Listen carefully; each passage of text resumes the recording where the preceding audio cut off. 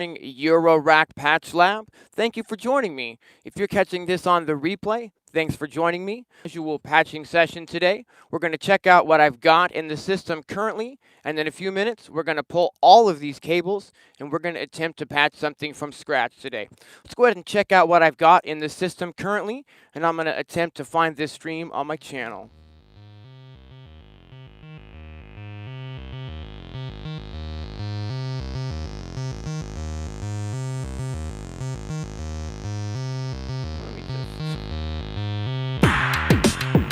Whoops, I'm already tripping over my cables. Alright, let's see if we can find this stream on this channel. Alright, looks like I've got it here. Hey, what's happening, Tony? Can you hear my voice okay? Can you hear this music okay? This is the patch I've got in the system right now. Kind of a mellow trip-hop groove today.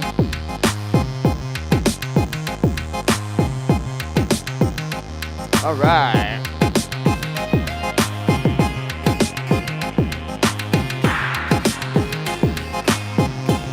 We've got the Virus Dark Star connected today, and we're gonna attempt to get that in the patch that we work on in a few minutes.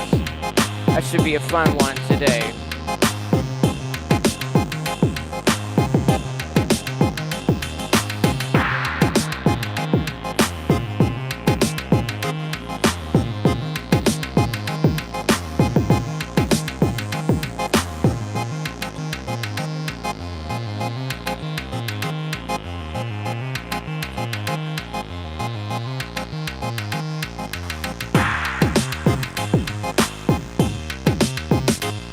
Hey David, hey Ed, hey Nils, hey Wall, hey Daniel, hey Sean. We've got 8 people joining me already. Hey, it's good to see you everyone. Thanks for joining in. I've got it routed today to where I've finally got an outside synthesizer being able to be controlled melodically from the Digitakt. We're using the Digitakt as the main sequencer today, and it's controlling the majority of the patch here, controlling the drum beat specifically. And I was having some MIDI issues getting the Digitakt to talk to the system and also to talk to some outside gear without having conflicting MIDI note information. But I've got that solved this week, and so the Digitakt is controlling the system, and I can also, in real time, play a part on the Virus Dark Star and have that live loop and go with the groove. Let me show you what that sounds like. So I've got the groove going, right? And what I can do is I can go into a live quantized recording mode, and I can wait till the turn around. And 2, 3, 4.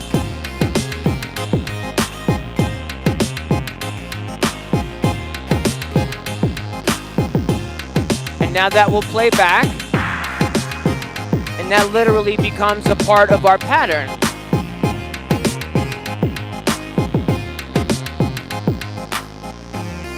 And we can do something like this in real time, where I can go in and clear the pattern.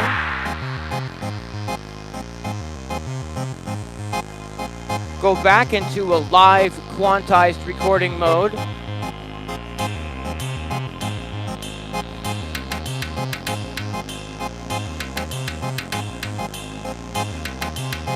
And here we go.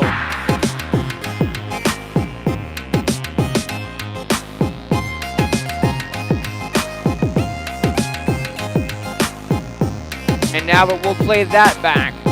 So this is a really neat thing that I've been able to get sorted out, so where we can have some live synthesizers going in real time over the top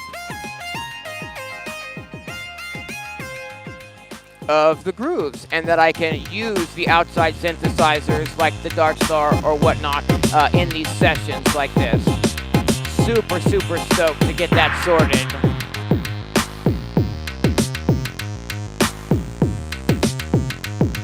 Hey, CCCP, Thanks for joining. All right. Good to see so many people joining up. All right. Let's see here. See if we can break down what we've actually got going in this patch. So I've got a really thick bass sound. This is coming from the Mazatron Wavemorph VC DCO oscillator.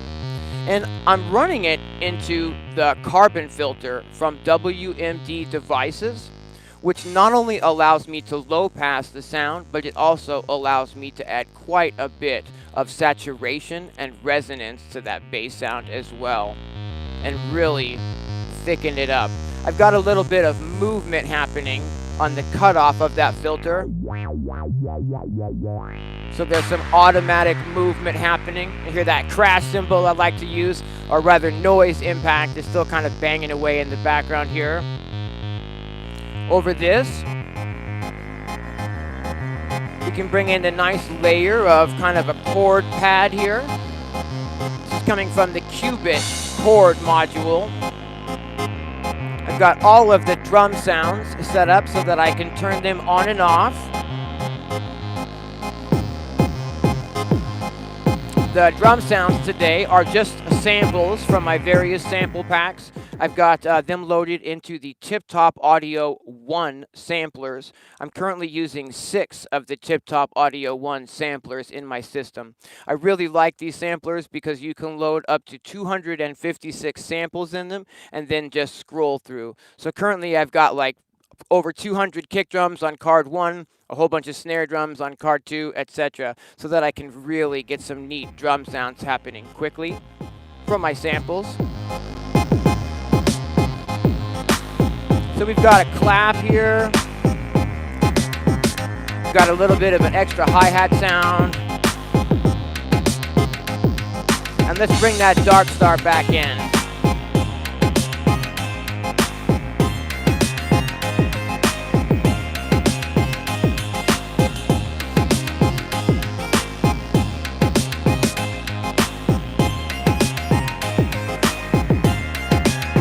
Got a question about the filter cutoff here.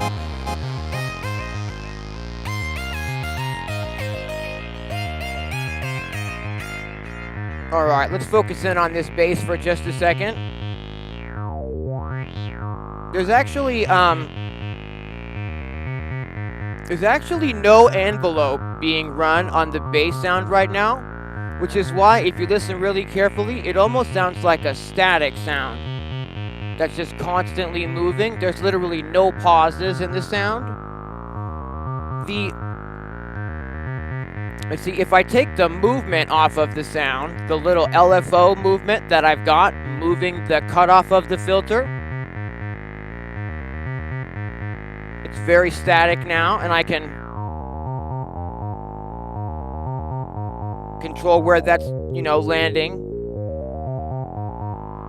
But with the little bit of automation that I've got going to that, we've got a little bit of movement on the cutoff of that happening without me having to do it in real time. But no envelope on this one today. Why didn't I get my sounds back in just there?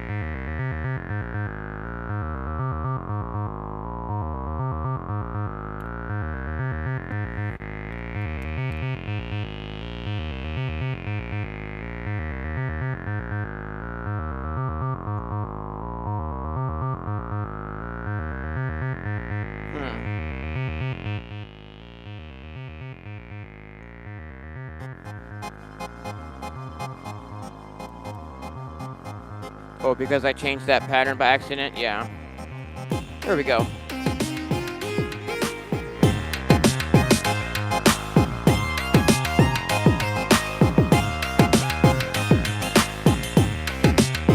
ahead and clear out the part that I just played for the dark star.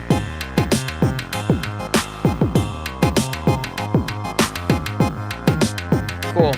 I'm using the mimetic digitalis again today to create the melodic content.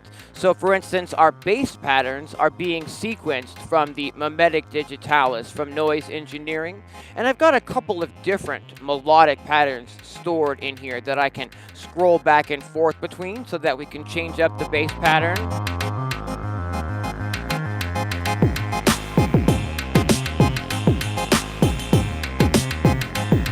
Go ahead and fade out this chord.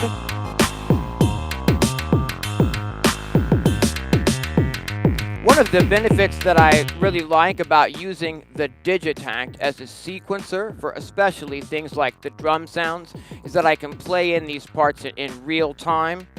For instance, let's see here. If we mute that bass.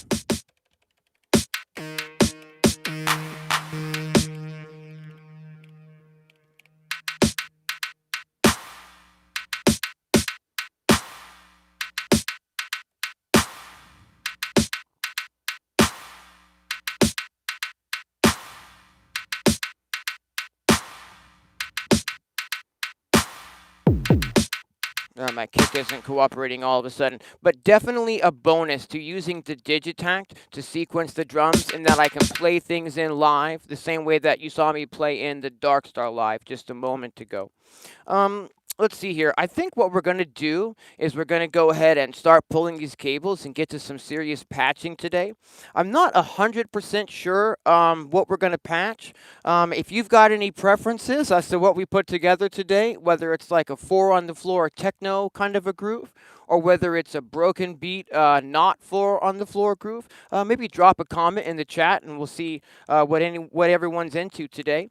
I think we're going to go ahead and pull these cables. And while I'm doing that, so it doesn't get super tedious, we'll go ahead and play some music from my channel here. This is a track that I put together in the Digitakt at the beginning of the year. See if I can get some volume on this for us. All right. Let me know if that's too loud there at home. Yeah, I love these pink cables. I started actually with some black cables, like I was gonna just buy a bunch of black cables, but they immediately kind of blended in with the system per se, and I didn't really vibe that. I bought a bunch of different colored cables at the beginning, and the pink ones kind of really stand out, and I really like the way that they look on the system. I'm gonna be going for some more pink cables for sure. All right. Now would be a great time to grab a cup of coffee if you plan on hanging around for the patching today, because this is going to take me a few minutes to get all of these cables pulled.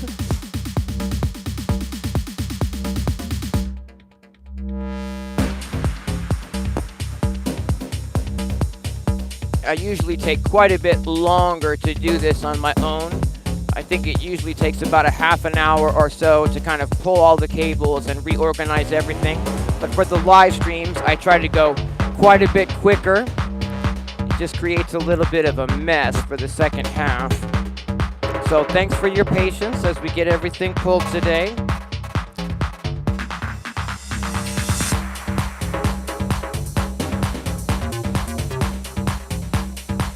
This track that we're listening to now is actually off my latest EP.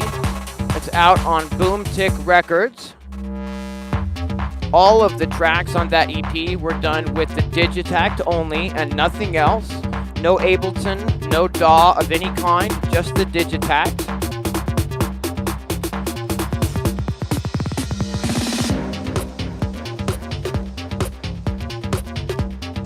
I really like to get in deep with the Digitakt and do these kind of full track program out, sort of things to where you've done a lot, basically all of the programming for the full track inside the box.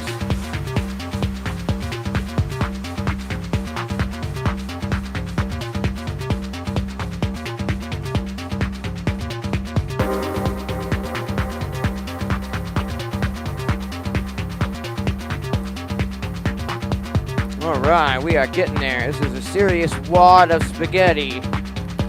Alright. Thank you for your patience, everyone, as we get started for our fresh patching session today. Let's see if we can sort of get this to a 0 position, shall we?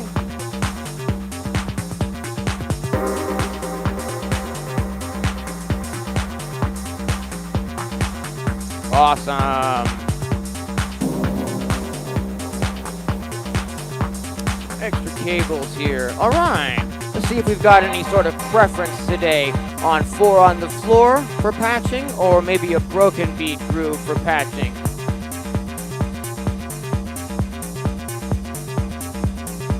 Bluegrass bebop. I'm gonna need to get my banjo samples so we can make that happen.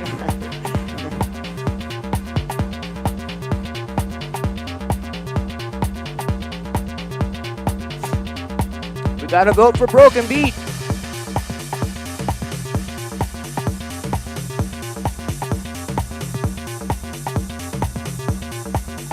All right, that's gonna be enough for me. Let's do it. Let's do some broken beat today. We're gonna go ahead and bring Ableton back up, and let's see here.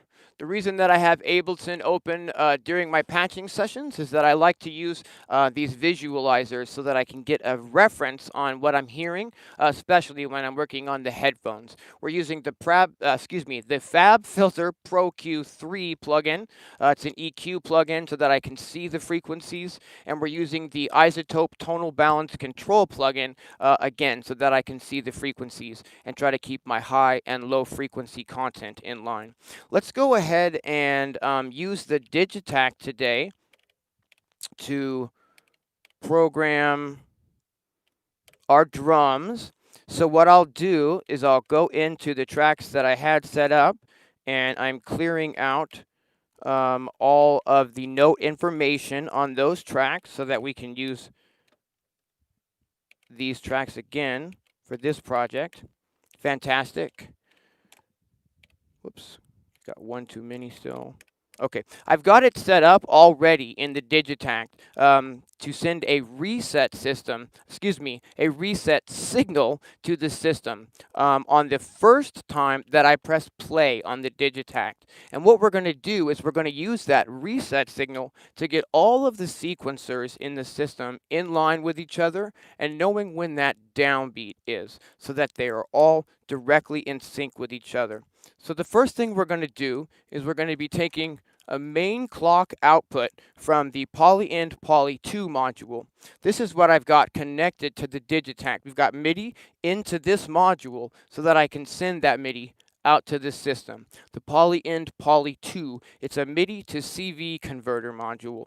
We're going to take our main clock signal and we're going to patch that into a multiple so that I can send our tempo signal out to all of the rest of the sequencers in the system as needed. And we're going to take that reset signal and we're going to patch that into another multiple so that I can plug that reset signal in to all the other sequencers and get everything knowing when the downbeat is. Okay, let's get started. I'm going to plug in a Mazatron golden shower sequencer so that I can get a visual representation on our tempo today and make sure that my reset signal is functioning properly as well, which it is. Let's go ahead and set our tempo, and we were doing a pretty slow tempo a minute ago, so let's change that up, shall we? And let's start with something, I don't know, quite a bit faster. Let's go with 135 beats per minute to start.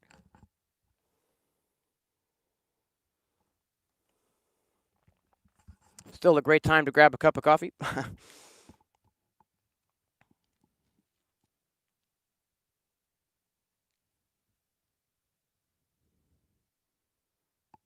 Broken beat. All right, we got 2 for broken beat. Thanks for joining up, Connor. All right. So let's see what we've got today then. We're going to be assigning the triggers from the Poly-In Poly-2 to my sample modules. So let me go ahead and start routing that together so that we can actually use the Digitakt to control these drum sounds. I'm going to go ahead and plug in the first 4 outputs so that we can control 4 drum sounds. And we'll go from there and see what we can come up with. We just need a way to route these modules into the mixer now so that we can actually hear them. And let's do that. I have a little mixer here, which we'll start routing the sounds into. I like to route the kick drum separately on its own channel, so we'll keep that separate.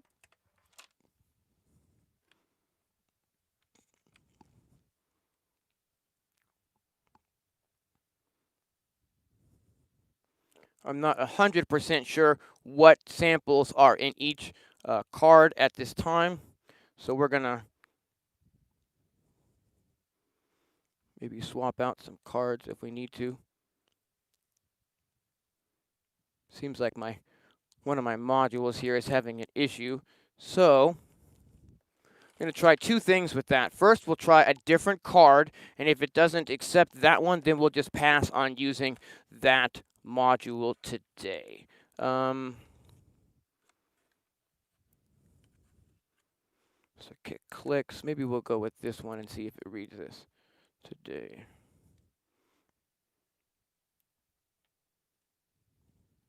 Okay. Cool. Okay. Looks like it's going to be reading that just fine. So that's not a kick though. So let me just try that one more time if we can get that kick to read, because that would really be what I want.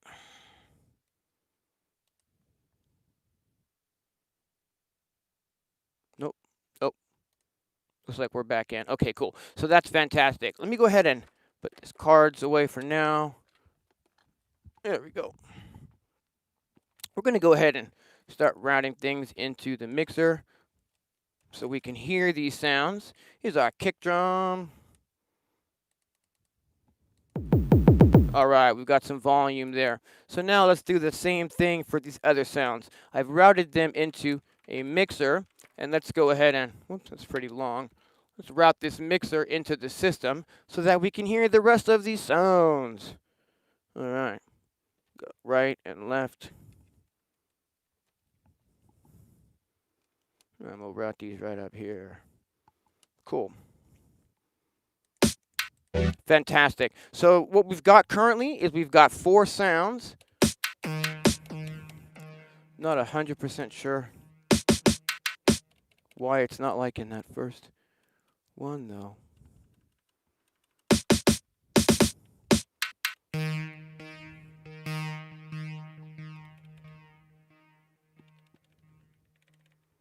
That's 5. So we probably want to take 5 from here then. Yeah, cool.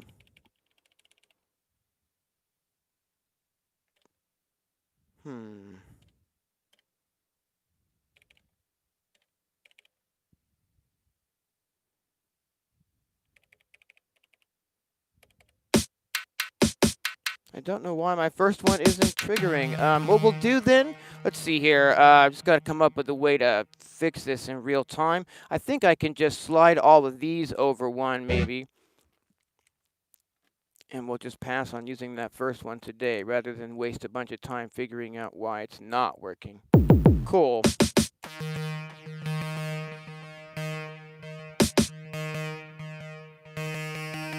Right, that's controlling the virus. And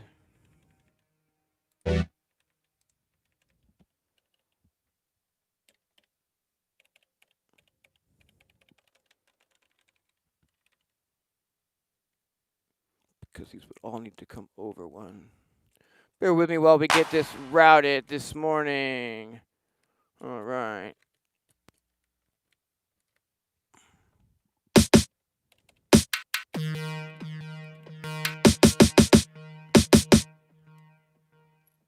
See if I can't swap this card out and get our sounds going.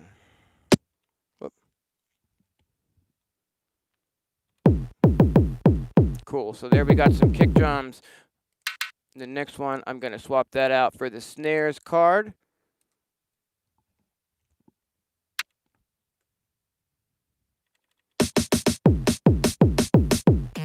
Cool, I'm going to go ahead and put this one over here instead. Channel 10. Bear with me, guys. We got 1, 2, 1, 2, 3, 4, 5, 6. Okay, so we just need to go these back now, or rather this one, if I'm not mistaken.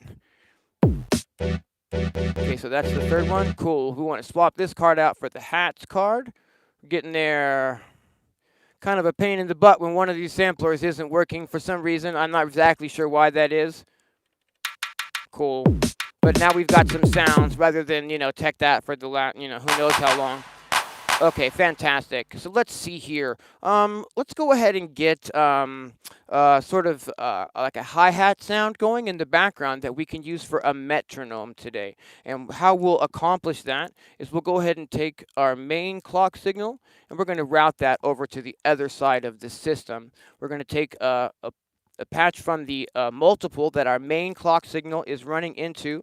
We're going to route that over here into another multiple so that I can take however many instances of our master clock as I need to and route those to some other modules, like maybe this clock divider from Mazatron, which will also need that reset signal so that it knows when the downbeat is. I really want to get that across. In the system, anything that's a sequencer is going to need two things. It's going to need your clock signal so that it knows what tempo to function at, and it's going to need that reset signal so that it knows when the downbeat is, and that all of your modules can stay in time with each other.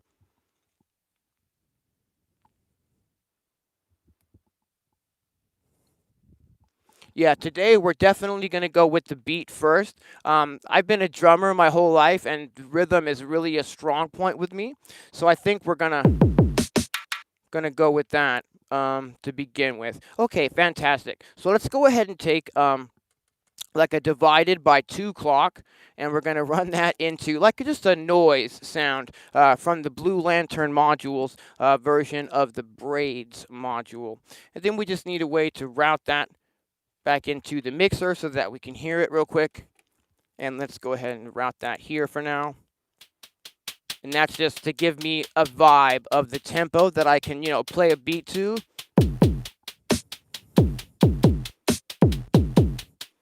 Kind of thing. And now I'll just decide whether I want to do a halftime groove today, which is kind of my bag, or whether we want to do a full tempo groove here at 135.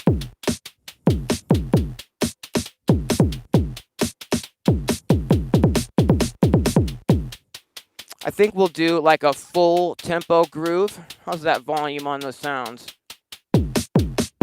I never know exactly how the volume is as we get set up for the second half of these, so bear with me, and we'll get that volume sorted as we build this groove up. I'm going to go ahead and get us into a live quantized mode on the Digitakt, and it's currently set to record a 4-bar pattern.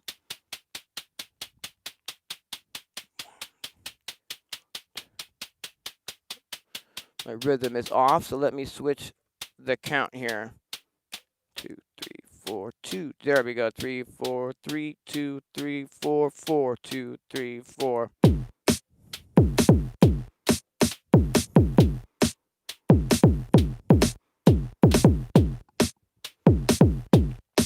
I think that'll probably work to get us started. Maybe scroll for some different drum sounds, seeing as how I guess these aren't the same sounds as I was using before because we did all that card switching. Anyhow, we'll probably switch for some, although these sounds are kind of working. Let me go ahead and get a little hi-hat pattern going.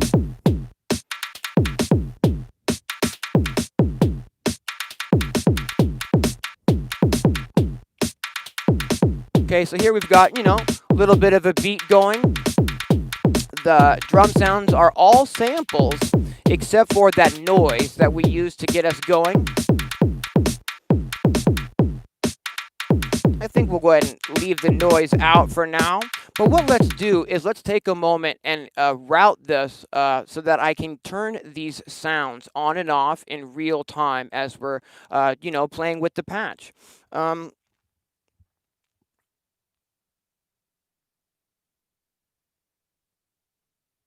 Cool. Okay, let's do that. So what we'll do is first of all, we'll go ahead and make it so that we can turn our kick drum on and off.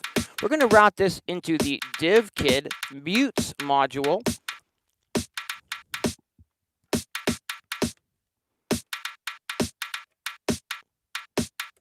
And now we can turn that on and off as needed. We're going to do the same thing with the snare drum here. I'm going to route that into the DivKit mutes module so that we can turn it on and off as needed. This is another thing that I like about using the Digitakt in conjunction with all of the modular things, is that we can certainly program different beat patterns, and we'll probably program a few variations today, but it's also nice to be able to turn things on and off on this side of the system, and so we're not really relying on the Digitakt sequencer as the only way to control our tracks. We've now kind of divided it up. We're sequencing here, but we still have control in real time to turn things on and off as we would like to using the mute switches. Let's go ahead and route this hat so that we can turn it on and off as needed.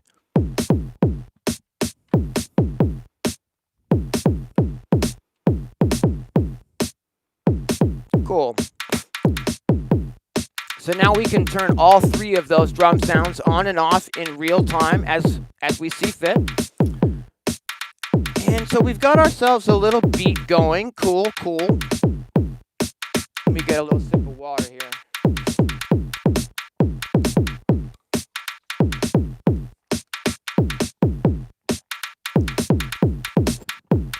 I think I might want to try to add some sort of a melodic element, maybe like some sort of a bass if we can. And maybe we could get that going from this Blue Lantern module's braids module. Let's see if we can make that happen. Let's use the Noise Engineering Mimetic Digitalis sequencer to come up with a melodic part for this using the power of random. All we have to do is get the mimetic working at our tempo. So I'm going to go ahead and feed a clock signal into it. And just like every other sequencer, like we've talked about, it's going to need a reset signal so that it knows when the downbeat is. So I'm going to go ahead and sort that. We'll plug in the reset signal from our second multiple over here. And now when I stop and start the clock, fantastic. Our mimetic digitalis sequencer is now in time and in sync with the rest of the groove. I can take a pitch output from that, and I can run that into an attenuator, because basically it's going to generate a random set of values for these voltages. And those values are going to be like a lot of range of pitches, like about an 8-octave range that it's going to spit out of random notes. So we're going to use an attenuator so that we're not dealing with that full 8-octave range of notes, and that we can choose kind of the range that we want these notes it's going to generate to sort of fall into. I'm going to route this into a quad quantizer so that we can lock these notes to a scale. For those of you who are real familiar with me and the way I write, it's going to be F minor again today. All right. So let's see here. We'll need to go ahead and make sure that the module that we want to use is in tune. So let me go ahead and make that happen. Just going to run this into my Mordax data and see if we can't tune this to a C. Maybe C2 so that we can get right around the range of bass. I think that'll work for today. Cool.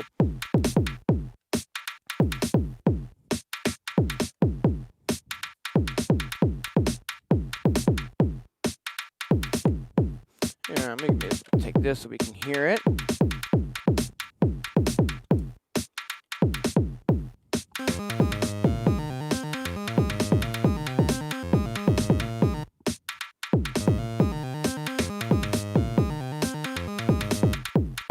Okay.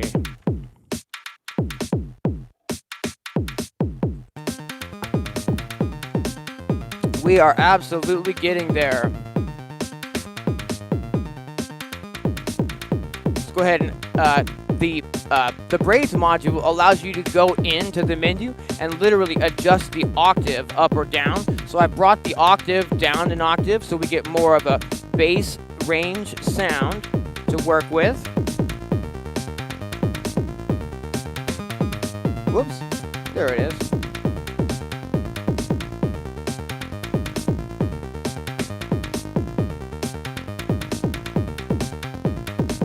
Now, it's got a built-in VCA, and we've got that turned on. And basically what that means is that's an envelope, and it allows us to make the sound very short if we want to, up to a very long and sustained sort of a sound.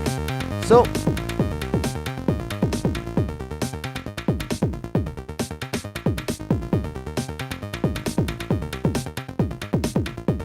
I think maybe here sounds about good to start with. And maybe what we'll do, just for the envelope of that sound, I mean, and now maybe what we'll do is scroll around a little bit through some of these algorithms.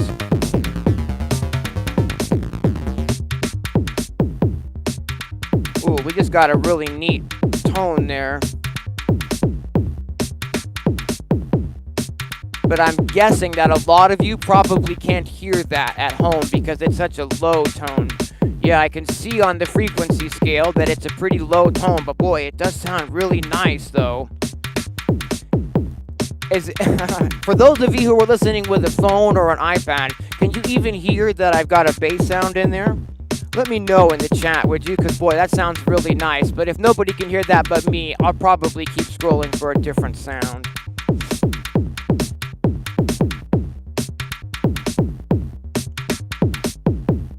Like 6 notes in an 8-beat loop. Well, I'm just using the melodic digitalis today to generate random CV content. We're not necessarily, I mean, I could use the Digitakt to try to generate the melodic content, but it gets a little bit tricky when I'm trying to do both rhythmic and melodic content with the Digitakt as a sequencer for the system. So we're just using the melodic digitalis today to sequence. I wonder if I can get that bass to stand out a little bit more, because I really like the way that it's sounding, but I want everyone to be able to hear it. So maybe we'll try to run it through a carbon filter from WNT devices.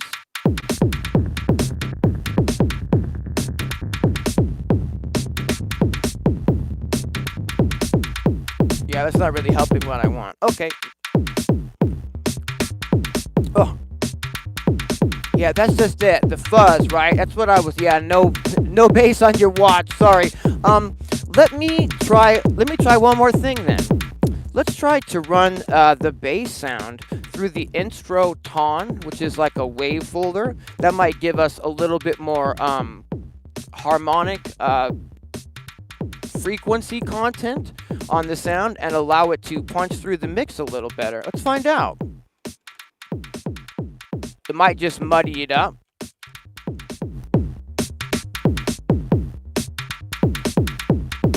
Watch your ears at home. Yeah, it just kind of muddies it up. All right. That's definitely something that I still am in need of in the system is like some extra distortion modules and saturation modules specifically. One of the things that I've got is I've got these Strymon AA1 modules that allow me to route a signal into the module and then out of the system into like an effects pedal or something like the Electron Analog Heat would really be an amazing thing for that bass right there. But we're not going to take the time to get the heat out and route systems, and route levels out of the system today.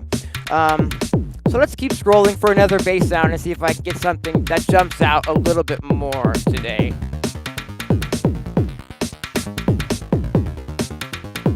It's not bad there.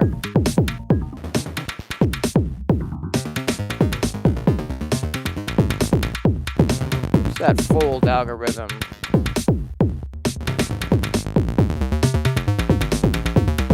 Just go for a pretty basic bass, maybe. That's kind of thick. What do we got here?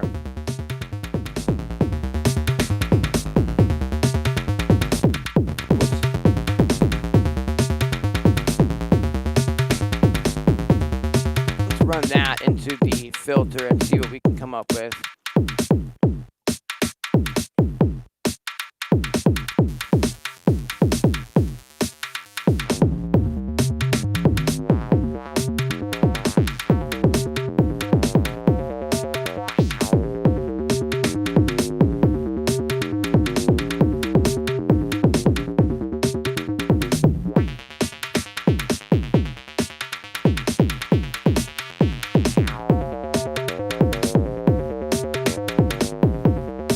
That's a lot more, you know, probably cutting through on smaller speakers. How's that sounding at home?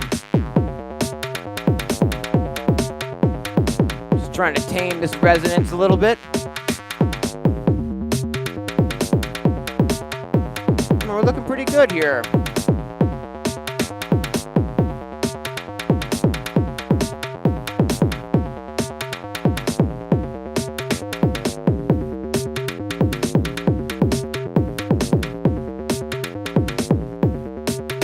Go ahead and see if we can't get a ride cymbal in the mix so that we get that high frequency kind of banging away in the background. I got some samples prepared last night in the Squarp Rample sample player. Let's see if we can get that happening. One of those just happens to be that 909 ride that I like so well. And let's see, I just need to decide how we want to actually try and sequence this. Oh, well, there's a clap that's readily available to us. Let's take a moment and just get that in the mix. Cool. 3, 4, 1.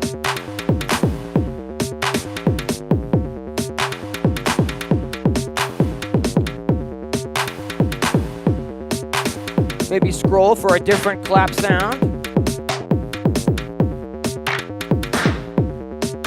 Again, this is the bonus, the benefit rather, as to why I really like using these Tip-Top Audio 1 samplers. Is this sampler here that we're trying to fit the clap in from? It's just got a whole bunch of clap sounds on it, and we'll just continue scrolling through those clap sounds until something kind of fits into the mix.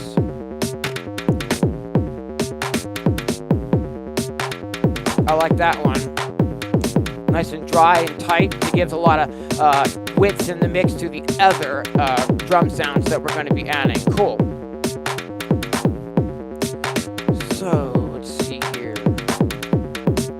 1, 2, 3, 4, 5, 6.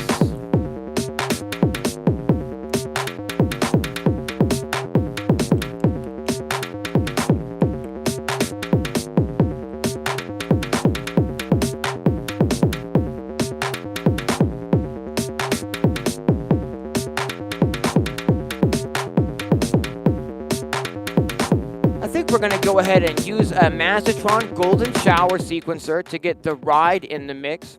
And so it's already got the master clock, and it's already got our reset signal. So all we need to do is just now route this ride cymbal into the mixer so we can actually hear it. Dig through this cable spaghetti here a little bit and see what we can find. Cool deal. Okay. Let's get this ride in the mix. We'll get that into this mixer here.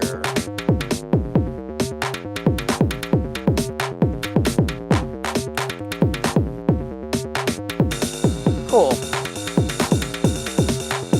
Now, the sequencer that I'm using, the Mazatron Golden Shower, is an 8-step trigger sequencer that has 256 patterns built in. It's every combination possible of 8 steps. It's a fantastic sequencer, and that's what I'm using to dial in this ride pattern here.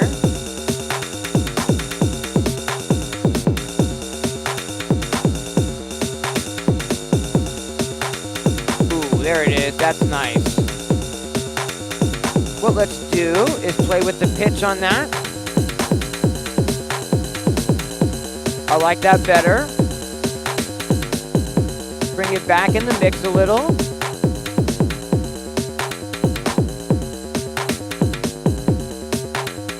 Just to add another layer to our rhythm and get that groove feeling, you know, really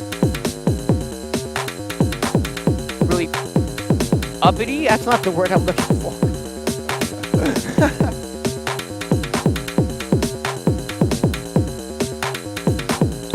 busy, I think is the word I'm looking for. That's a really busy percussion line. So let's focus in on again on the mimetic digitalis for a moment. This is a random CV sequencer. You can take the time to program whatever patterns you want specifically to be in here. Like you can really get in, and each note you can set that note. But we're not really taking the time to get that deep with it. We're using it just to generate random melodic content, and then if it sounds good, we're working with that. So let's see here. Let's go ahead and see if we can't create. I've saved the bass pattern that we've got going. I've saved that into slot 1, and let's randomize the pattern of the bass and see if we can come up with like a second bass line that sounds good that we can scroll back and forth between. If I hit load and shred, it just randomly generates a new pattern. Let's try that again. Load and shred. That sounds pretty good. Let's go ahead and save that into slot 2. And let's randomize it again. Let's try again. Cool, that sounds nice. We'll save that into slot 3. And let's randomize that again while we're here.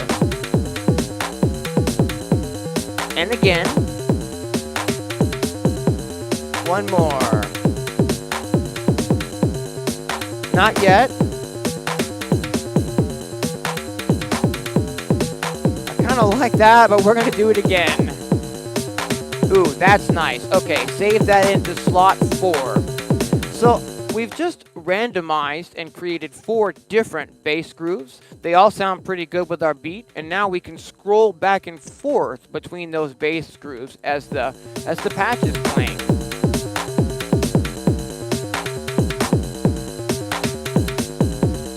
Cool.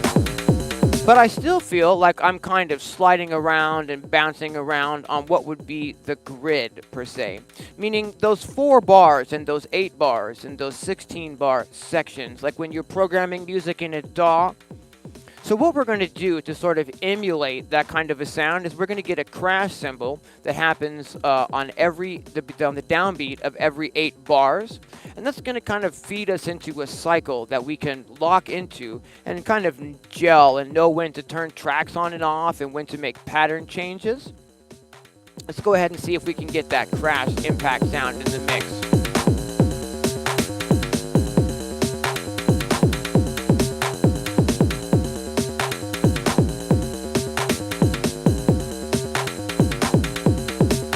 All right.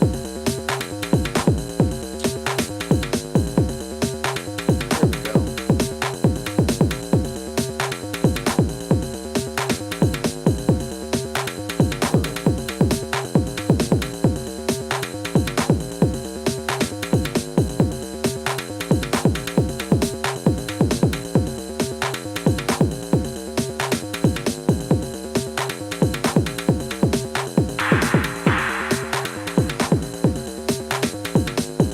Okay, now what this is going to do, I see here that we have not set up a way to mute that ride symbol either. So let's go ahead and take a moment and make it so that we can mute that ride, shall we? Just take one extra cable routing here, and then we'll be able to turn the ride on and off in real time as well. Fantastic.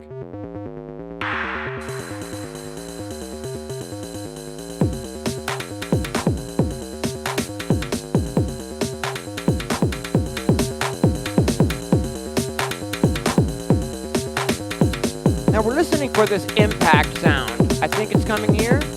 Yep. 3, 4, 2, 2, 3, 4, 3, 2, 3, 4, 4, 2, 3, 4, 5, 2, 3, 4, 6, 2, 3, 4, 7, 2, 3, 4, 8, and here's the crash.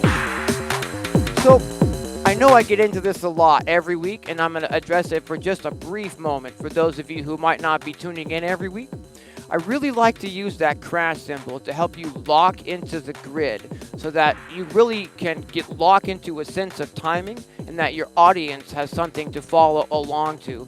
If you're just randomly turning tracks off like every 5 bars and 3 bars and 6 bars, your audience isn't really going to be able to follow the groove as much as they will if you keep it locked to the grid and keep everything on and off on, 4, 8, 16, and 32 bar sections, just like you would if you were actually programming music in a DAW.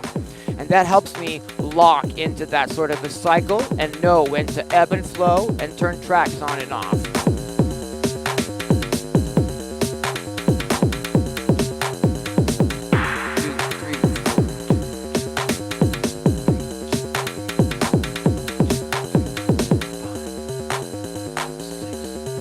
Do a little pause, and 8, here we go. This gives you that anchor. I'm not going to focus on that anchor much more, but I really want to get that across.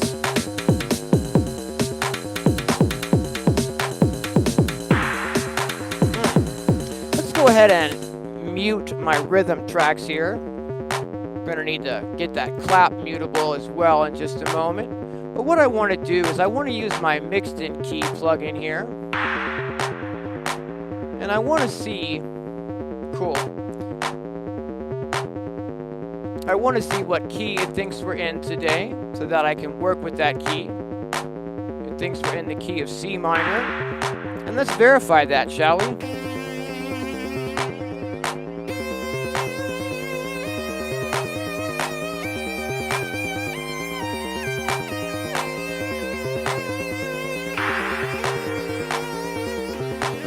Sounds like C minor to me. Cool.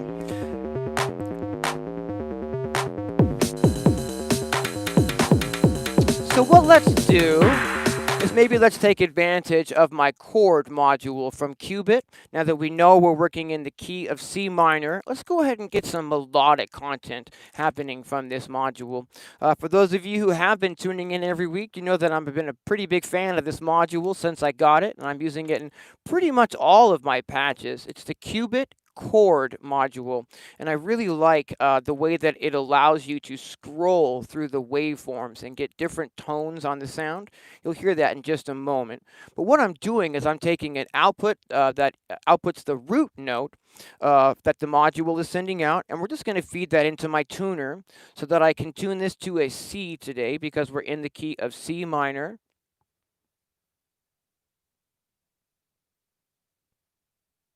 And that looks pretty good.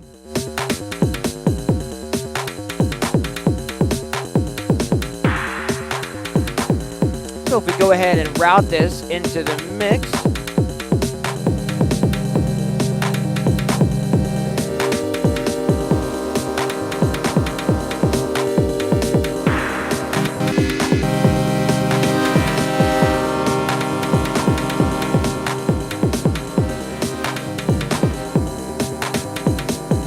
maybe we'd like to go an octave higher in the mix, and we try that. So I'm going to go ahead and try to tune this to C4 instead of C3. Almost. And let's hear what that sounds like. Yeah, better.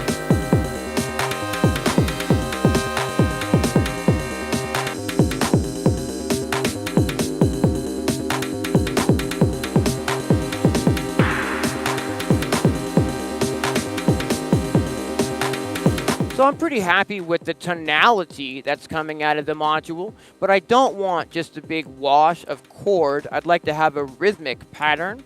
So let's go ahead and make it so that we can have a rhythmic pattern, shall we? What we need to do is we just need to route the chord module into an envelope and then give that envelope a gate sequence so that it knows what to do rhythmically. So check this out. This will be really sweet.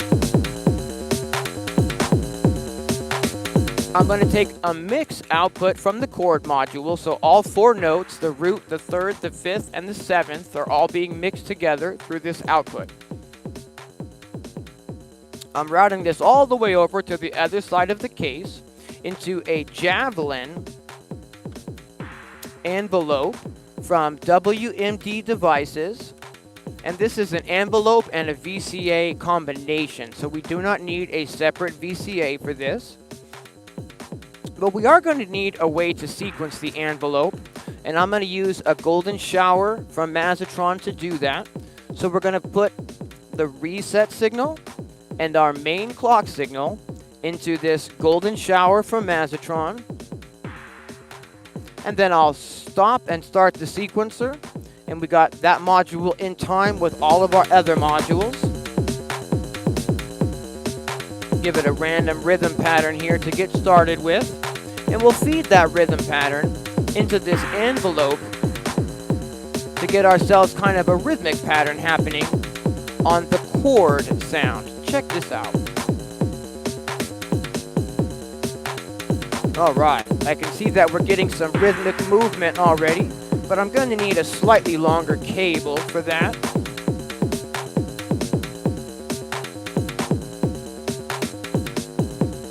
All right. Perfect. Now we just need to route that envelope back over to the mixer so that we can hear. Oops, maybe I'll take one of these longer ones. Cool.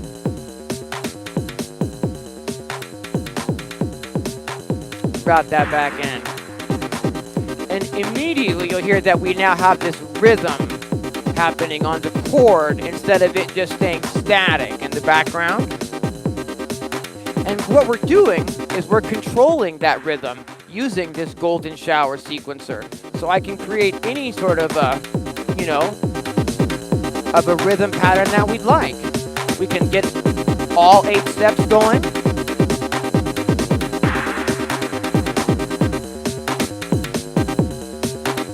Or just a couple of steps going. That's pretty cool. But the sound itself is still pretty static. There's zero movement or automation happening on this sound. There's no modulation, rather, is what I should say. And that might benefit from that if we could get something moving.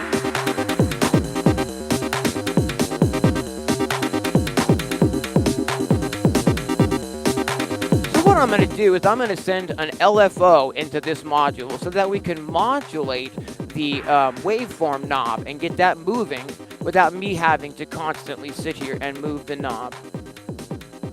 I think we'll do a pretty slow movement on that today. And what I'm going to do is I'm just going to route an LFO into an attenuator so that I can adjust the amount of movement, the amount of range on that LFO, and we can assign that to the waveform movement of this chord sound and get a little bit of modulation happening there.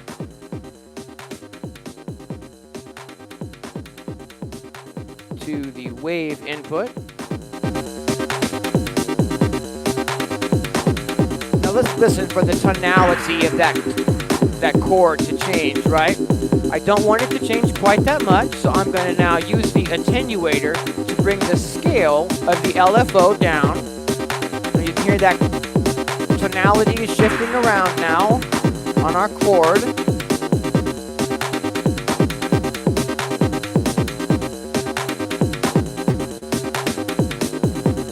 Hear it move a little and change, almost like it's being filtered. Just make some adjustments here and try to get that locked. Are we loud enough at home, or do you guys need more level? Let me know. I think I can push it a little bit harder.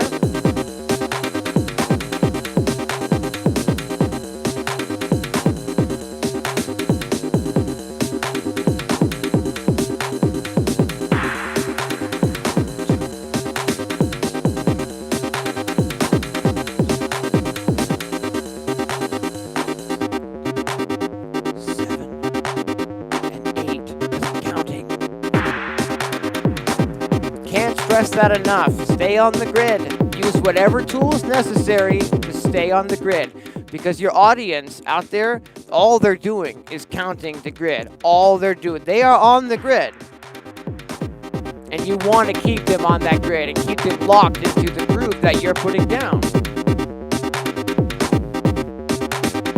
Okay, so we've got kind of a neat groove, but I think the chord sound is maybe a little bit dry. So it would be neat if we could maybe add a little reverb to that or something to give it a little bit of life and, you know, something to do in the mix besides just be super static in the background. I think what we'll do to achieve that is I'm going to grab one of these splitter cables and let's see here.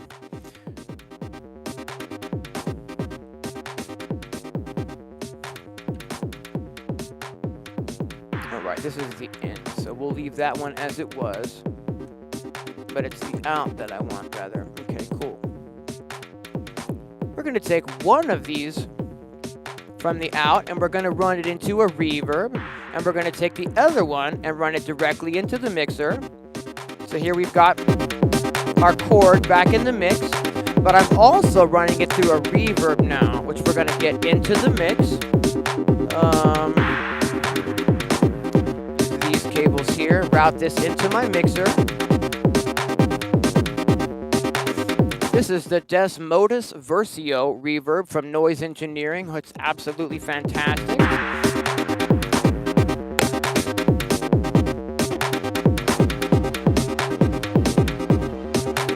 Instantly, we've got some life and some air to those chords. I really like getting that reverb on my high melodic content.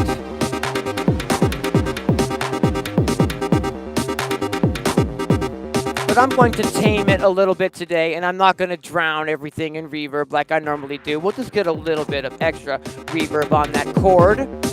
So we didn't make it so we could mute the clap. So let's make it so we can mute this clap sound, shall we?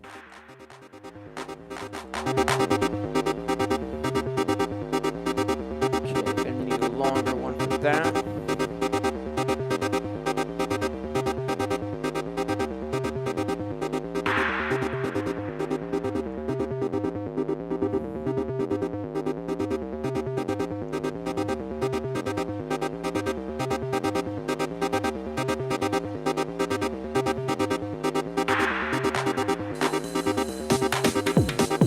There we go. Now we have it so we can mute and unmute the clap in real time. But now we also have these chords that are kind of just banging away in the background, and it might be nice to be able to turn those on and off in real time as well, so we can get down to just some bass patterns and whatnot. So let's go ahead and do a little bit of a routing switch here so that we can turn these on and off as we see fit as well.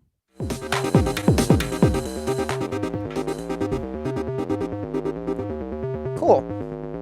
So we currently have access to turn up, except for that crash symbol, which I usually don't turn off. It's kind of my grid timer, but it's nice in these sessions to be able to not have the crash always just banging away. So maybe we can go ahead and make it so we can turn that crash symbol off today as well, real fast. Let's see here. We want to route it here, and then from here to here, if I'm not mistaken. And let's see here. Currently, we should be getting no crash sound now.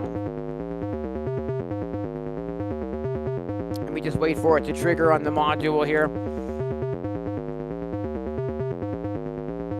1. Okay, cool. And we didn't hear it. And then, so if I turn this on, I believe we will hear it now.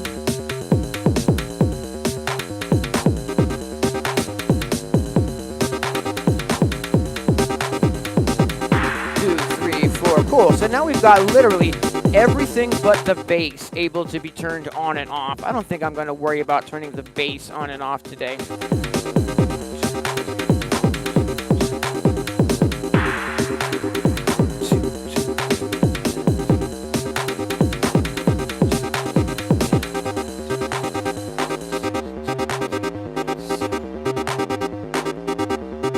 Here we go. So I'm using that crash, that downbeat, you know, to stay on the grid. I'm using that as a, you know, a way to know when to switch my patterns and turn tracks on and off. For those of you who are just tuning in, we've got 4 different bass patterns that we can scroll through today. 7, 2, 3, 4, 8, and let's switch the pattern. And I've got that bass running through a filter that we can mess with if we want.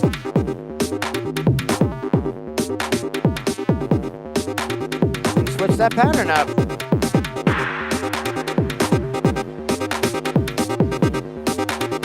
And we should be in the key of C minor today.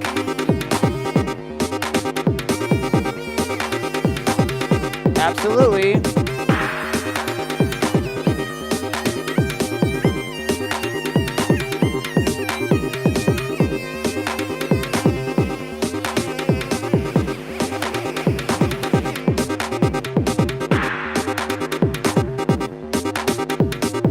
But what let's do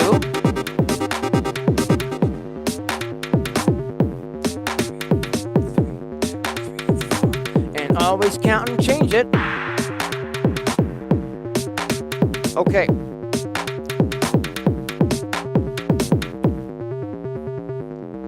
What we're going to do is we're going to go ahead and copy pattern 1, and I'm going to go ahead and paste that into pattern 2. So now, if we go over to pattern 2, and let's see here, this is my kick drum.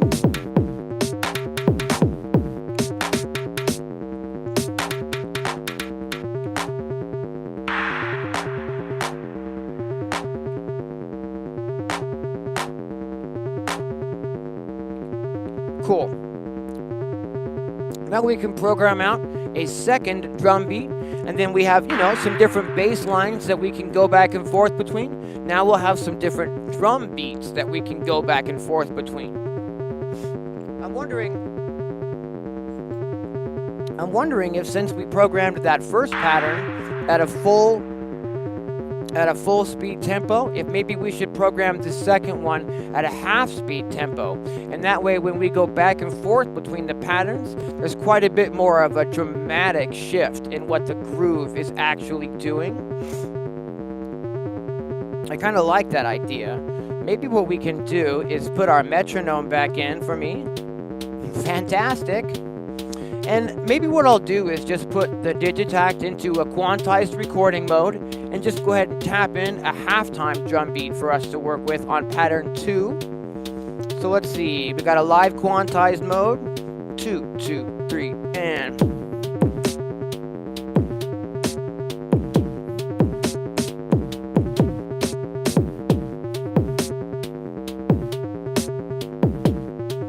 Let's see here, we got this hat. Put this hat in, so I'll go into a quantized recording mode again.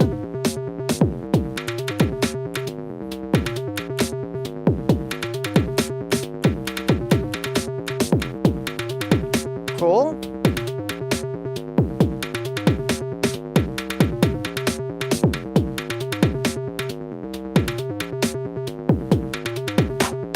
Let's go ahead and put this clap in.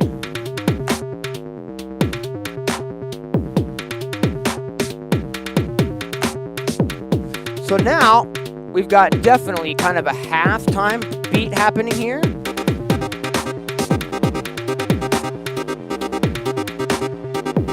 Don't forget now that we are controlling the rhythm of the chord using our sequencer, the Mazatron Golden Shower, so I can change that.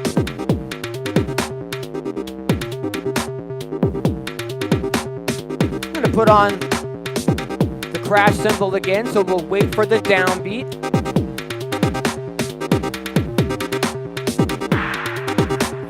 2, 2, 3, 4, 3, 2, 3, 4, 4, 2, 3, 4, 5, 2, 3, 4, 6, 2, 3, 4, 7, 2, 3, 4, and we change the rhythm.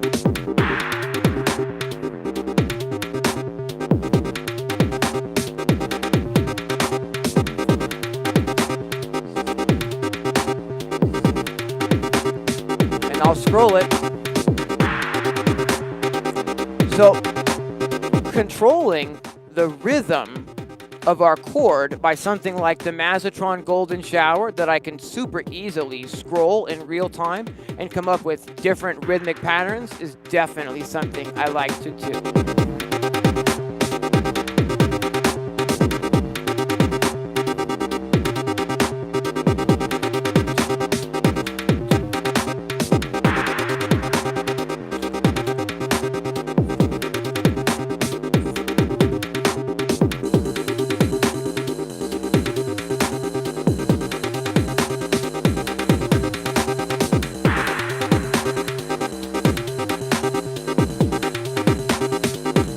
I'll go back to pattern 1 on the turnaround.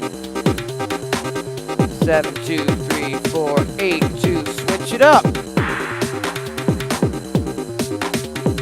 I also find that using the impact / crash cymbal for the downbeat and to stay on the grid really helps the impact of those transitions when you're switching from one pattern to another pattern, especially when you're switching from something that may be full speed to something that may be half tempo, or when something is half tempo and you're switching it to full speed.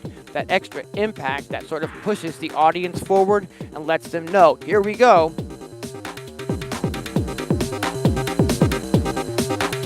So we can turn stuff on and off.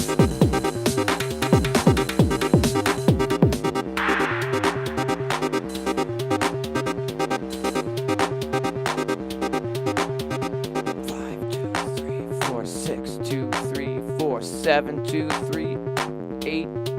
Here we go.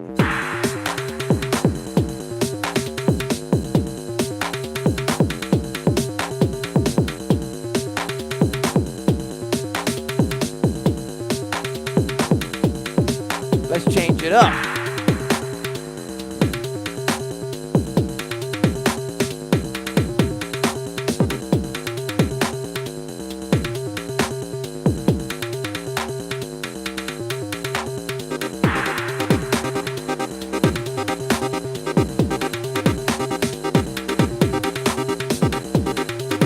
Go back to full time. 1, 2, and 1, 2, 3. Here we go.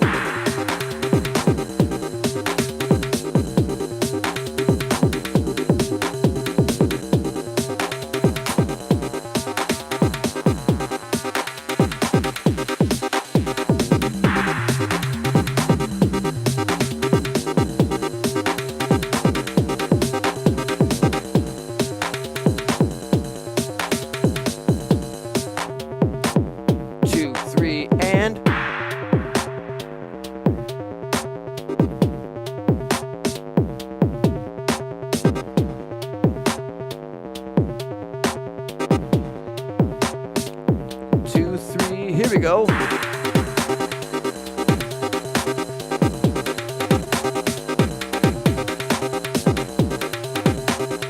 Let's go back to that first pattern. 1, 2, and 1, 2, 3. We're on the grid.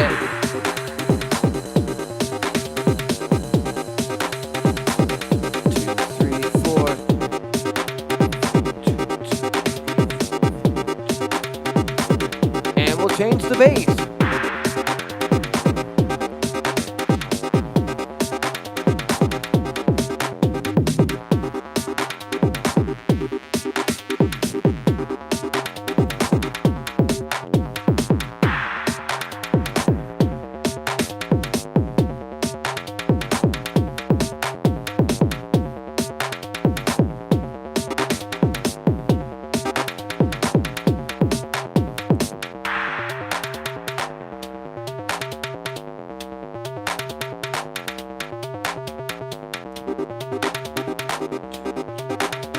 Seven, 8, and we're on the grid.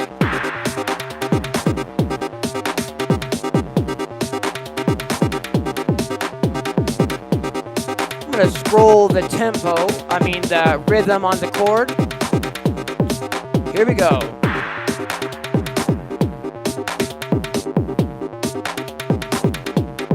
Bring the ride in.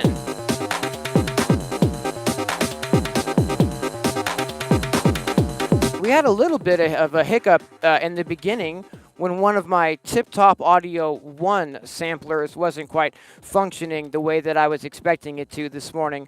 But we moved forward, and quicker than ever, we literally have built a groove from absolute scratch, and I'm already ebbing and flowing and literally jamming the groove in real time. This took us, I'd say, about an hour. And we've already, I'm getting a lot better at being able to patch from scratch, as you can see.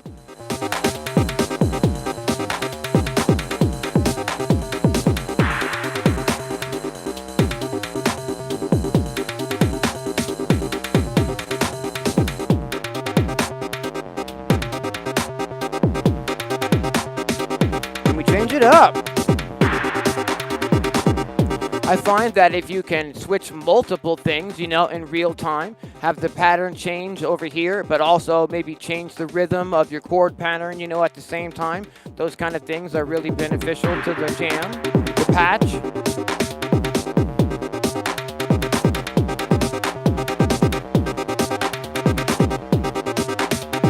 Two, two, three, here we go. I was off the grid there.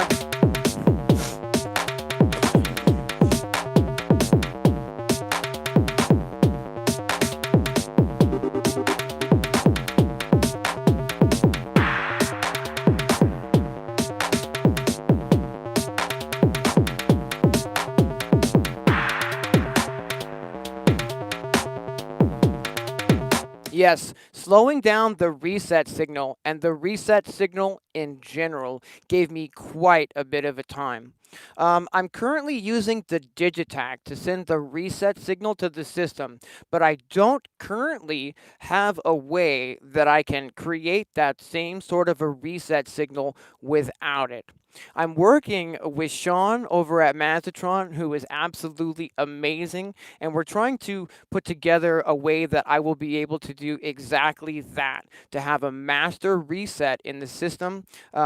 But I won't need to use the Digitakt. I don't want to say too much on that and like give away too much, but there's some neat stuff happening there. And the reset signal in general is a really difficult thing for me personally. What I'm doing is I'm sending a trigger signal out of the Digitakt. It's a really short signal, and that literally happens only on the very first time that I press play. The reset signal does not happen, so it doesn't reset like every 8 bars, and it doesn't reset every 16 bars. It literally only resets all of the sequencers to that downbeat when I press play for the first time. But being as though they're all on the exact same clock that is also coming out of the Digitakt, nothing ever seems to get out of sequence. I haven't needed to send a new reset signal to get everything back in sequence. It doesn't seem to fall out of sequence, which is awesome. But that's the only way that I have personally of getting the reset signal working the way that I want it to in the system so far, is to use the Digitakt.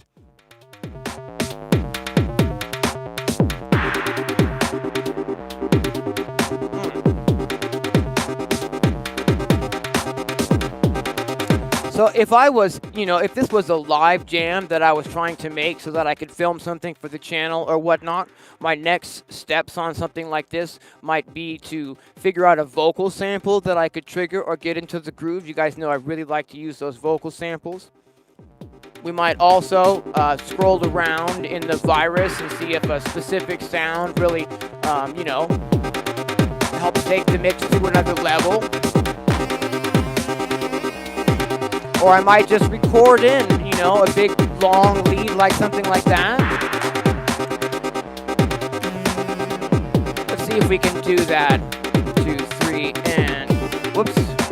Let me maybe be in the right key. Cool. 3, 4, 2, 2, 3, 4, 3, 2, 3, 4, 4.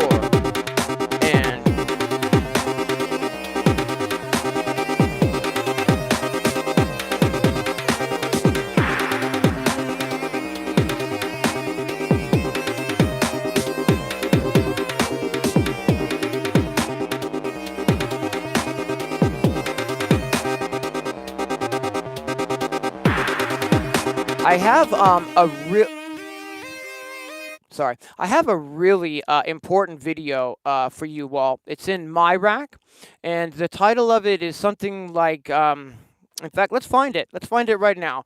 It's a way that you can get a start-stop reset signal going in my rack that is absolutely magic. And somebody turned me on to this method, and I made a video for it, and it absolutely is a total game changer. It's this one here. It's My Rack Start, Stop, Reset Essential Tip. It allows you to, it's a way it shows you to use a button to send a start and stop and a reset signal at the exact same time in My Rack, so that when you press it, it stops your entire patch, and when you press it again, it starts your entire patch. I can't remember who it was that came up with this, but it was a viewer, and if you're watching, boy, thank you very much for that, because that has helped me out immensely, and definitely something that, I've been trying to get going in this system as well, which is, again, why I just explained why we're using the Digitakt, so that I can help get that reset signal that I need. Yeah, My Rack, start, stop, reset. Essential tip. That will give you the answer you need and get you all set up. Well, I don't necessarily know that we need to create a whole bunch of extra patterns today.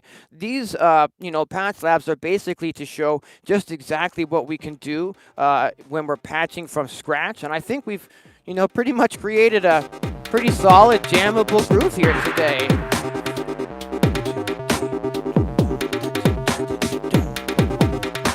Let's go back to the up-tempo section. 2, 3. We'll stay on the grid and we'll change some stuff now. One of the neat things also about using the Mazatron Golden Shower as a sequencer for things is that I can use, if I turn it all the way to the left, it just zeroes out and essentially acts as a mute for that.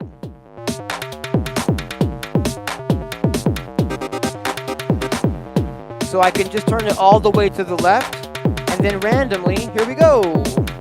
Just kind of scroll it to the right, and wherever it lands, that's the rhythm.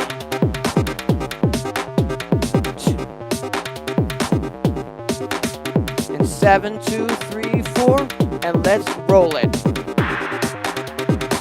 We're changing that rhythm on the chord. Let's bring that ride in. 1, 2, change it up.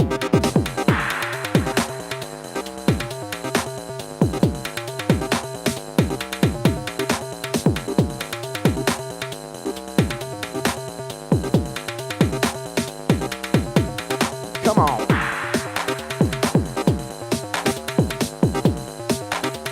I would probably try to add another sound over the top of this, maybe like another chord stab, or something that maybe we could go back and forth between by maybe turning off the first chord stab and turning on a second chord stab. I might get that from another sampler or a sample slot in the Ramble sample player.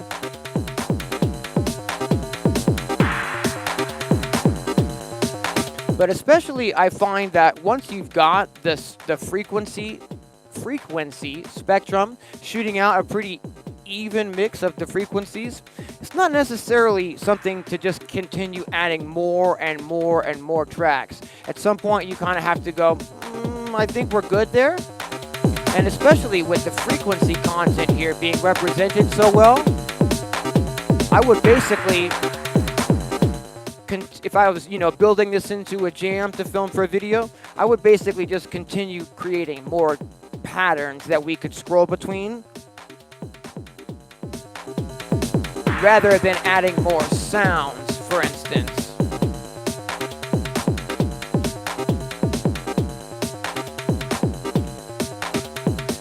I think we're going to go ahead and call it for today, unless anybody has any questions. I really appreciate everyone tuning in. This was a really fun one and came together quite a bit easier and quicker than I was expecting. We had just that one little anomaly with the samplers this morning, but other than that, everything seems to be working really well. 18 people hanging out. All right, thanks for joining me, everyone. Hey, Vortex in the chat. Sean still hanging out. Ed hanging out. Hey, AJ. What's up, Jamie? I really appreciate you guys tuning in and hanging out with me on these patch labs.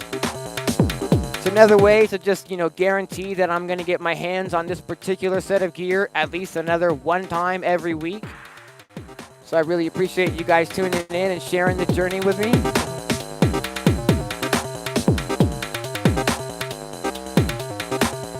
surprised at how fast we put this one together today.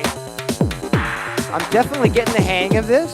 I need to continue watching more videos and learning new techniques so that I can come up with different things and ways to continue exploring and using these modules with each other.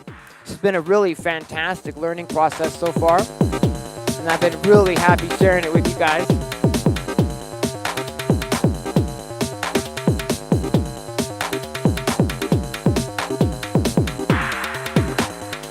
All right. Ooh. Fantastic. I think next week we'll probably do 4 on the floor since we did 2 broken beats this week. But unless anyone has any questions, well, let's see here. The setup is that we're using the Digitakt as the main sequencer currently. I'm using this to send a master clock signal into the Eurorack system, as well as a main reset signal, which allows me to let all of the sequencers know what the tempo is and what the downbeat is, so that they're all in time with each other and in sync with each other. We're also using the Virus Darkstar today, being MIDI'd up to the Electron Digitakt here so that I can bring that in and out. We did put a little pattern in here. Here it is.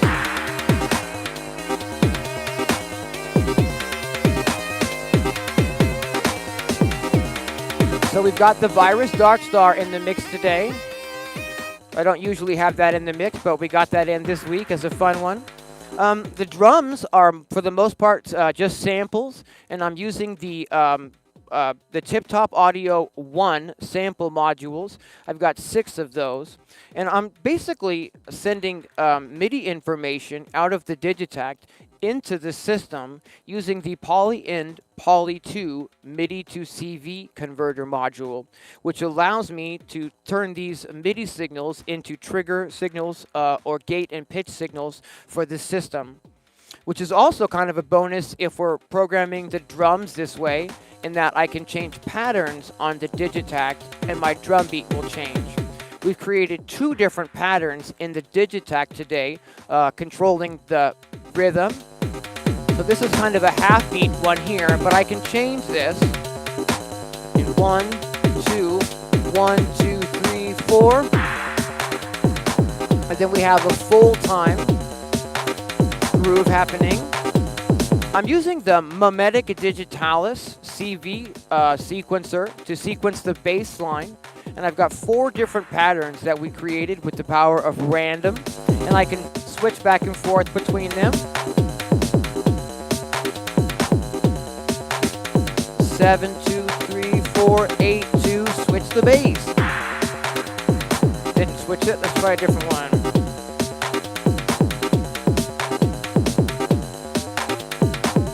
And there we have one of our different ones.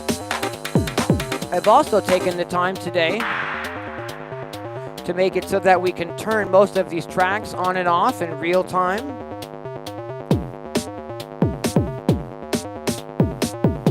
Let's go ahead and randomize this bass and see what happens.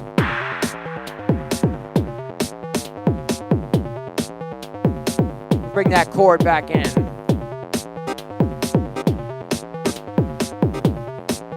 And some other percussion. Here we go.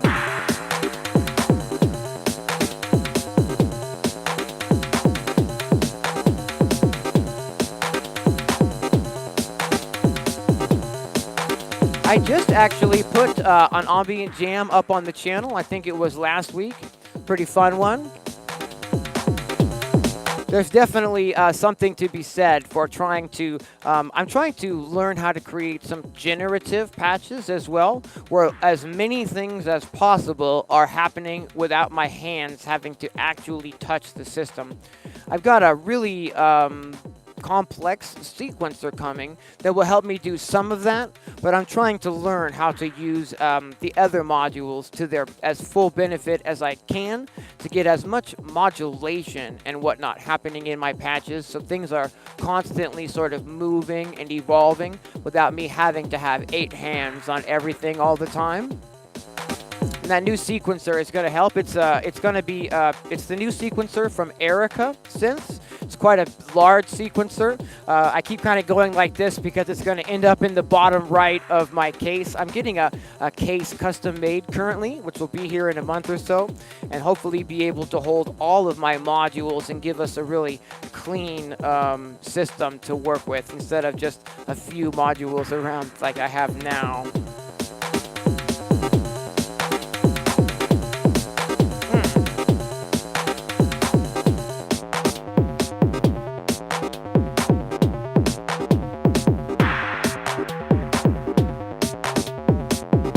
Exactly. See, that's just it. That's what I've got that Erica sequencer coming for, because it has a song. It has not only the same type of randomization mode that I've got with the mimetic digitalis, where I can generate random patterns with it, but it's also got like a song mode and things to where you can literally set up really complicated patterns and then, potentially program out an entire song with that sequencer.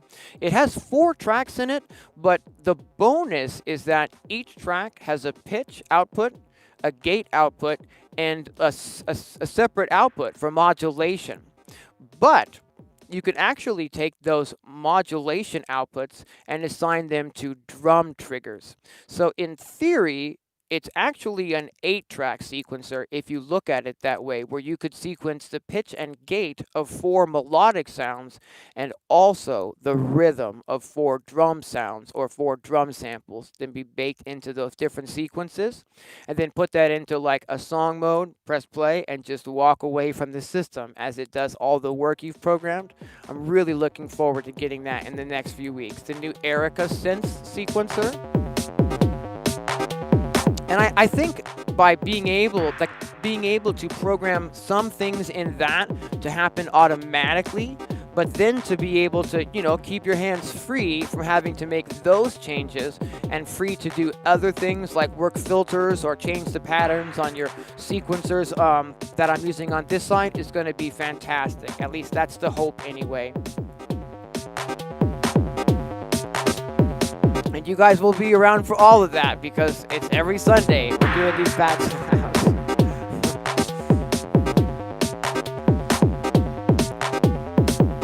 All right, I think we're going to go ahead and call it today, and I really appreciate everyone tuning in. Unless there's any last questions. Yeah, the modular walls get addicting, all right. My original intention with the Eurorack was actually maybe just to get a small IntelliGel palette case, but I started filling that up with some, small modules, trying to see just how many modules I could fit into that little space, and it became apparent pretty quickly that I was putting so many modules in that because they were small that it was going to be too many modules for that little case to handle.